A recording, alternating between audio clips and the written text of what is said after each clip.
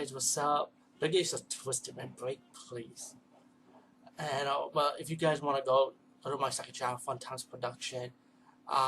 It's gonna be new videos. It's gonna be videos, movie reviews that like newer stuff, more newer movie reviews. I would say. I'll mix it back and forth between this channel and that channel, but more newer stuff will be on that channel when it comes to new reviews.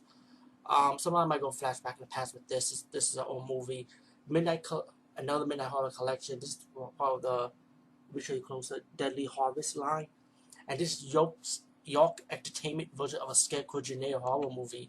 And ScareCrow genre horror movies are always popular these days. Even not these, but always been. There've been a lot of good ones, I admit, and there've been a few shitty ones.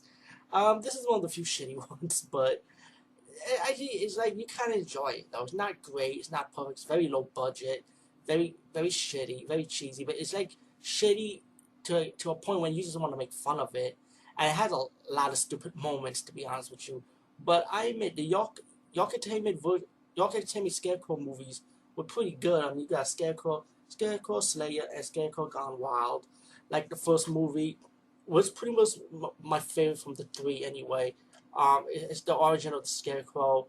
As the guy was telling the story of how the Scarecrow came about this kid being bullied, and then one day, like fast forward the story, his mom and this redneck guy screwing his mom, and the guy kind of insulted the redneck guy. The redneck guy chased him through the cornfield, choked him out, killed him pretty much, and like the soul of the kid that being bullied went into the soul of the Scarecrow, and he started going on a killing spree. All the kill scenes in this movie is just like decent, it's just like it's decent for a low budget fare, not great or nothing. But the thing is, what I like about the first one, at least the Scarecrow talk. Like they try to do the combination of Jason Voorhees trying to be like a killing rampage type of thing, where his talking being like Freddy Krueger a little bit, so with the sense of humor part of it. And it's a Scarecrow movie, come on, sense of humor has to be included in it. But I like when the Scarecrow talked. It was like kind of entertaining. It was silly and laughable, so it was okay. About no spoils. I don't want to spoil it for you guys. Scarecrow Slayer. This time they gave it more of the CGI route, you know, and let me say the Scarecrow in this movie and the third one too does not talk, but the costume outfit look a little bit more different. This time you got a God. I really just forgot how this began out. Please think about it. I am so sorry, guys. I just saw three at the same time, and I was back and forth. Oh yeah, this has the initiation one. Pretty much similar to the third one, but this one has Scarecrow Slayer had an initiation when these had to take the Scarecrow out. But then Tony Todd's character. Oh yeah, Tony Todd is in this movie, by the way. Only at the portion of the beginning of his death, but he went. He thought the Scarecrow was alive, so he shot the Scarecrow. Accidentally, he shot, but by accident, he just realized he shot the guy by mistake, who was doing it, stealing the Scarecrow as an initiation type of thing. And Tony Todd felt sorry for it. But when the guy died, the boy died. His soul went inside the Scarecrow, and guess what? He became a Scarecrow, and he started going out on a killing spree, you know. And he wants to go after his girlfriend, and then the girl had to be on the run, kind of like a little bit like a ripple from Halloween 2 moment in the hospital scene a little bit.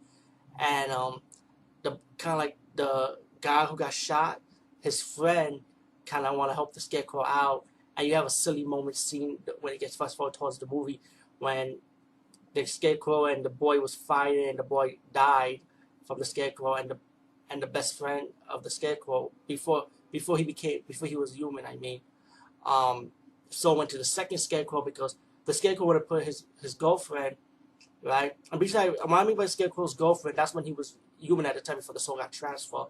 He would have made his girlfriend into a Scarecrow too, but that failed. So the second boy, his best friend, ended up becoming the second Scarecrow. He started having a Scarecrow fight. Scarecrow versus Scarecrow. It was so fucking laughable. It was so stupid.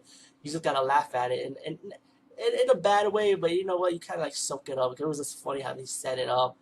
And then the girl ended up having the rocket launcher and, end up defeating the Scarecrow, let's put it like that. The third movie, pretty much the same thing like the second one a little bit. This time, you got another initiation situation. And they took this boy who was diabetic and they tied him up. And then they didn't know he was diabetic. And when he died, well, he didn't die. He partially like died a little bit, and a little bit of his soul went inside the scarecrow. When the boy was taken to the hospital, they got him back alive a little bit, but he was still sick, and he had the ability to have a link between the scarecrow and himself. When the scarecrow starts killing, he starts feeling it, which is nothing new in the horror genre. We've seen this type of stuff before in a couple of movies. I forgot the name of it, but the scarecrow started killing people on the beaches. Like again, the scarecrow costume in this one was shitty. It wasn't like the first one. This one too. It was not like, it was like a simple latex mask. It was like silly by at a Halloween store, you know. And at this time you got the scarecrow. Of course, he does not talk. In the part 1, he talked. 2 and 3, he does not talk. The scarecrow started whistling in part 3. I'm like, what the fuck are you whistling for? Whistling Dixie? What the fuck? You know, he started going on a killing spree, pretty much killing people that kind of like killed him by mistake without knowing. And then, and I want to ruin it got like to the ending when you think the scarecrow died, but the scarecrow is still alive after all. All in all, I mean, it's a decent watch. It costs like $7 or $8 for this type of collection movies on Amazon.com. It's worth it though. I mean, it's just if you want something to laugh at or just like say, oh, this movie is stupid but still laughable, I say pick this collection up. But I did like part 1. I think part 1 was my favorite, even though these movies are low budget. But part 1 was fair to me. It was fair, and I gave it a chance. But 2 and 3 was too laughable, man. You just gotta just drink a lot of beer, you know. Drink a lot of beer, drink some Bacardi 151, and just watch this movie. Anyway, guys, peace, and see you later. And I'm still around, guys. Don't be fooled by this shit, man. Fun Times Production, please check it out. New videos will happen. New reviews too. I review 247 Fahrenheit with Scott Taylor Compton, and Rise of the Zombies was the latest Sci-Fi Channel movie from last week. Check those reviews out on Fun Times Production to hear my thoughts.